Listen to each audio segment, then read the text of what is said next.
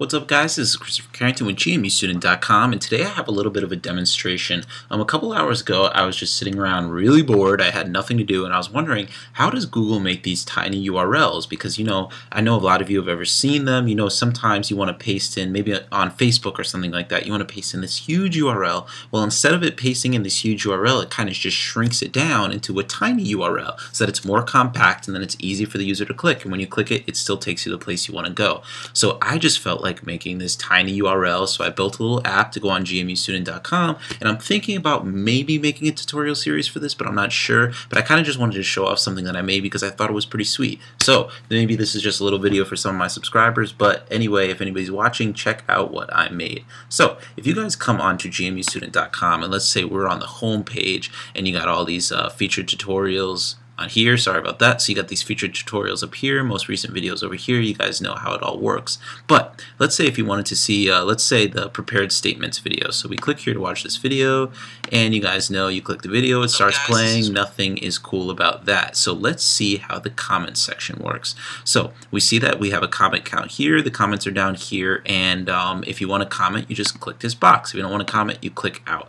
So let's see how the tiny URLs work. Let's get to the whole spiel. So if you guys click in here and you want to make a comment, you would just have to say something like, you have to put your first and last name. So you got to say Chris, and it says it's wrong, so you got to say Carrington, and then it says it's right. Okay, so in the email it says email is required. So if we said something like Carrington.com, of course it does not work, but if you say Carrington@yahoo.com, then it works. Now let's figure out how the tiny URLs work. So I have an example over here. This is a web page. So let's just say that I wanted to share this web page over here.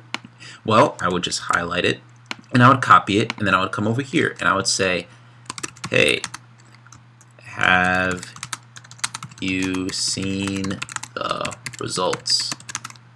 And I would paste it in here. Now it would kind of stink if this whole URL was pasted down here, because then it would just string all the way out, and it would kind of probably mess out the whole layout of my page, and it would really stink. So instead, I built this whole app that will capture, it will figure out, okay, there is a link in there, it will figure out where the link is going to, and then it will shrink the URL and it will display it for the user, all in just a couple of milliseconds. So if you click submit comment, boom, it goes to comments 2. It says thank you for your comment, and down here it says have you seen the results, and then it has flow.gmu.url. So this is a GMU URL, tiny URL. So if you click this link, boom, in a new tab, you go to the flow track page. So that is just a little app that I built to make tiny URLs on the GMUstudent.com webpage.